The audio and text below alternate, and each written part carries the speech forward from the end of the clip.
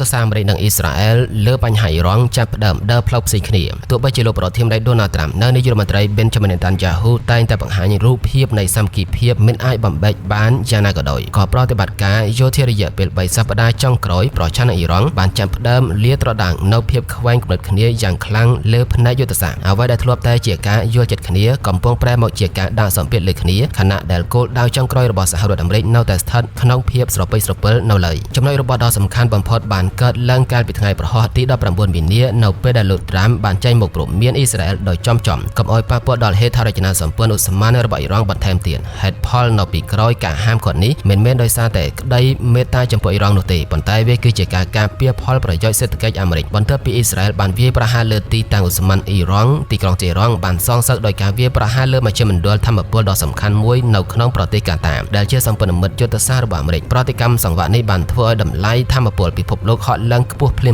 មៗដែលជាអ្វីដែលលោកត្រាំព្រួយបារម្ភបំផុតសម្រាប់ស្ថិរភាពសេដ្ឋកិច្ចក្នុងស្រុកសម្រាប់លោកត្រាំអាមេរិកត្រូវតែមកមុនមានន័យថាការទប់ស្កាត់អ៊ីរ៉ង់មិនត្រូវធ្វើឲ្យពលរដ្ឋអាមេរិកចំណាយថ្លៃសាំងខ្ពស់នោះទេកាលពីដើមខែមីនានេះភាពតានតឹងបានកើតឡើងមួយកម្រិតទៀតនៅពេលដែលអ៊ីស្រាអែលបានទម្លាក់គ្រាប់បែកលើឃ្លាំងប្រេងឥន្ធនៈជុំវិញទីក្រុងតេហរ៉ង់ប្រតិបត្តិការនេះបានបង្កឲ្យមានផ្សែងខ្មៅពុលគ្របដណ្ដប់លើទីក្រុងដែលមានប្រជាជន10លាននាក់រដ្ឋបាលលោកត្រាំបានបង្ហាញការមិនពេញចិត្តយ៉ាងខ្លាំងចំពោះទង្វើនេះខណៈដែលអ៊ីស្រាអែលបានចាត់ទុកថាវាជាការបំផ្លាញដង្ហើមសេដ្ឋកិច្ចសត្រូវអាមេរិកបែរជាមើលឃើញថាវាគឺជាមហន្តរាយមនុស្សធម៌និងបរិស្ថានដែលអាចធ្វើឲ្យសហគមន៍អន្តរជាតិងាកមកប្រឆាំងនឹងយុទ្ធនាការរបស់អាមេរិកលោកត្រាំដែលទទួលបានជោគជ័យក្នុងការផ្លាស់ប្ដូរនយោបាយនៅវេណេស៊ុយអេឡាកាលពីខែមករាចង់ប្រើប្រាស់វិធីសាស្ត្រការបំបែកនិងគ្រប់គ្រងជាងការបំផ្លិចបំផ្លាញទាំងស្រុងភាពខុសគ្នាជាមូលដ្ឋានបំផុតគឺគោលដៅចុងក្រោយនៃសង្គ្រាមនេះមានដូចជាចង្ខុវិស័យរបស់អ៊ីស្រាអែលដែលទីក្រុងតេលអាវីវបានប្រកាសបើកចំហថាគោលដៅរបស់ខ្លួនគឺកាត់ក្បាលរដ្ឋាភិបាលអ៊ីរ៉ង់តាមរយៈការសម្លាប់មន្ត្រីជាន់ខ្ពស់និងការបង្កឲ្យមានការដួលរលំ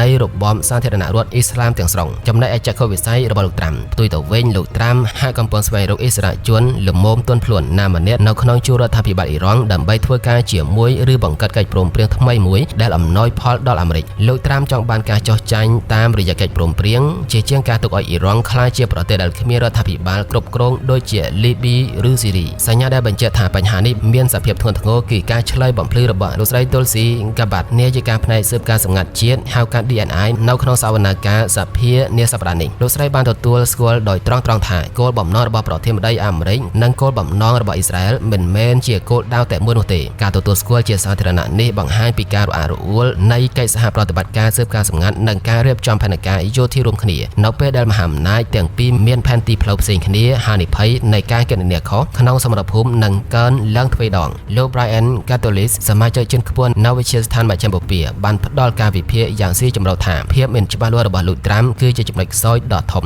លោកបានកត់សម្គាល់ថាអ៊ីស្រាអែលមានផែនការច្បាស់លាស់ទោះបីជាវាគ្រោះថ្នាក់ក៏ដោយគឺជាការផ្លាស់ប្ដូររបបចំណែកឯសហរដ្ឋអាមេរិកវិញហាក់ដូចជាចង់បានគ្រប់យ៉ាងក្នុងពេលតែមួយចង់ដាក់សម្ពាធអ៊ីរ៉ង់ផងចង់រក្សាតម្លៃប្រេងឲ្យទាបផងនិងចង់ជៀសវាងសង្គ្រាមទ្រង់ទ្រាយធំផងភាពស្រពិចស្រពិលនេះកំពុងធ្វើឲ្យអ៊ីរ៉ង់មានឱកាសក្នុងការទាញយកផលប្រយោជន៍ពីការបែកបាក់រវាងអាមេរិកនិងអ៊ីស្រាអែលប្រសិនបើលោកត្រាំមិនអាចបញ្ជាក់ឲ្យច្បាស់ថាតើលោកចង់បានកិច្ចព្រមព្រៀងថ្មីឬការដួលរលំនៃរបបទេនោះសម្ព័ន្ធភាពជាមួយអ៊ីស្រាអែលអាចនឹងប្រឈមមុខនឹងភាពតានតឹងដែលមិនធ្លាប់មានជារួមនៅពេលនេះមជ្ឈិមបូព៌ាកំពុងស្ថិតក្នុងស្ថានភាពដែលងាយនឹងឆាបឆាប់បំផុតការដែលលោកត្រាំនិងលោកណេតាន់យ៉ាហ៊ូដើរផ្លូវផ្សេងគ្នាខណៈពេលដែលកំពុងស្ថិតក្នុងសមរភូមិជាមួយគ្នាគឺជាសេណារីយ៉ូដ៏គ្រោះថ្នាក់ប្រសិនបើសហរដ្ឋអាមេរិកនៅតែបន្តគោលនយោបាយស្រពិចស្រពិលបែបនេះខណៈដែលអ៊ីស្រាអែលបន្តបង្កើនការវាយប្រហារតាមចិត្តចង់ពិភពលោកអាចនឹងឃើញនៅវិបត្តិធម្មពលសកលនិងស្ថិរភាពតំបន់ដែលលើសពីការគ្រប់គ្រងរបស់មហាអំណាចទាំងពីរលោកត្រាំត្រូវតែសម្រេចចិត្តថាតើលោកនៅបន្តដើរតាមការអូសទាញរបស់អ៊ីស្រាអែលឬក៏ត្រូវគូបន្ទាត់ក្រហមឲ្យសម្ព័ន្ធមិត្តរបស់ខ្លួនដើម្បីការពារសេដ្ឋកិច្ចពិភពលោក